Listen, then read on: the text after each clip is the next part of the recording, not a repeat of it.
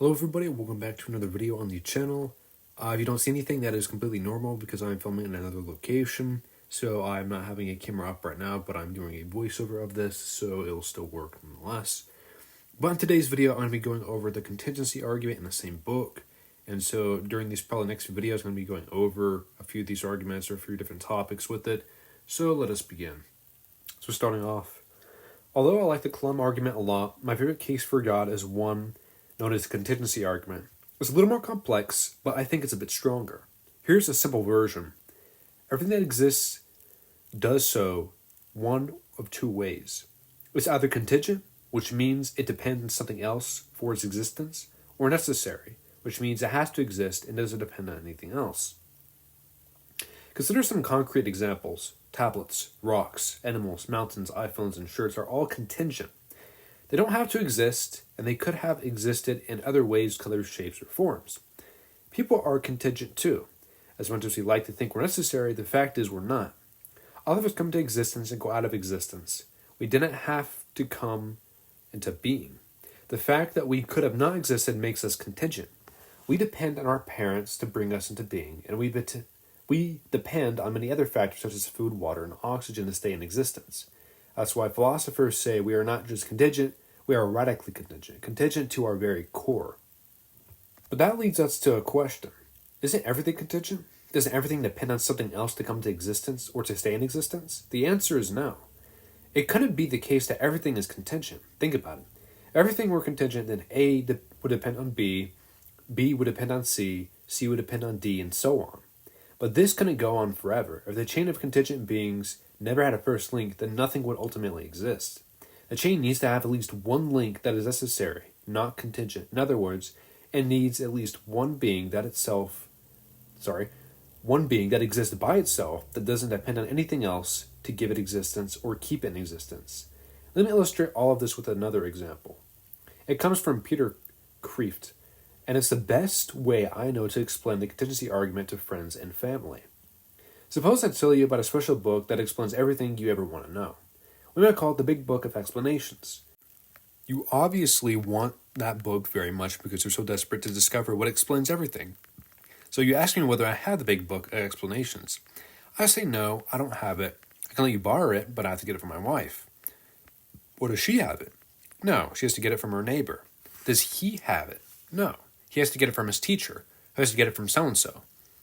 Now, if nobody actually has the book, then you will never get it. It doesn't matter how long or short the chain of borrowers is. Whether it's 2 people, 100 people, or 1 billion people, you'll only get the book if there is someone at the beginning of the chain who actually has the book. Someone who doesn't need to borrow it from anyone else.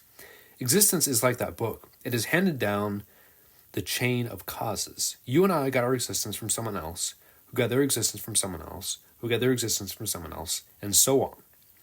All of us have received our existence from something or someone outside of us, but this can't be the case for every being in the chain. If everyone borrowed existence from something else, then just as our book example, we would never actually receive existence. But we did receive it. We have existence, you and I exist. This means that no matter how long the chain of existence is, something at some point must have had existence in itself without borrowing it from someone else. In other words, there must have been a self-exist being, a necessary first cause of existence. And this is precisely what thinkers for thousands of years from Plato to Plotinus to Thomas Aquinas have called God.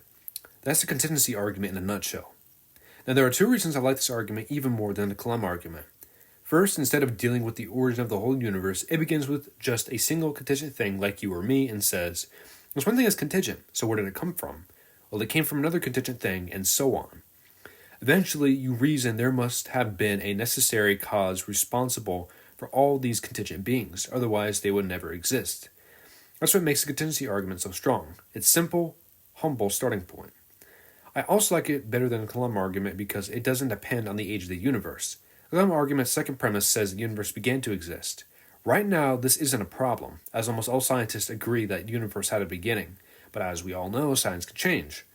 The consensus sometimes shifts, and if tomorrow scientists determine the universe was actually infinitely old, the Clum argument's second premise would become weaker. The contingency argument is different. It doesn't depend on science or on the universe's age. The universe could be 6,000 years old, as some fundamentalist Christians believe. Or it could be 13.7 billion years old, as most scientists believe. Or it could be infinitely old, as some atheists still believe. It doesn't matter for the contingency argument. Regardless of how old the universe is, it is still contingent and full of contingent things, and those things do require an explanation for why they exist. The only conclusion is there must be some explanation outside the universe, some necessary being or necessary cause that explains itself, and that's what we call God. Both the Coulomb and contingency arguments demonstrate the existence of God from two different angles, but they don't tell us much about what that God is like. That's why we need to add one more powerful argument to the mix. But that concludes this part of the book right now. If you want to know what the next thing actually was, it was going to be the moral argument, for those who did not know. But if you do want to get this book, I recommend looking either on Amazon or Catholic Answers, or Catholic.com is another way of putting that in, to try to find the book. But I thank you all for watching, and please subscribe.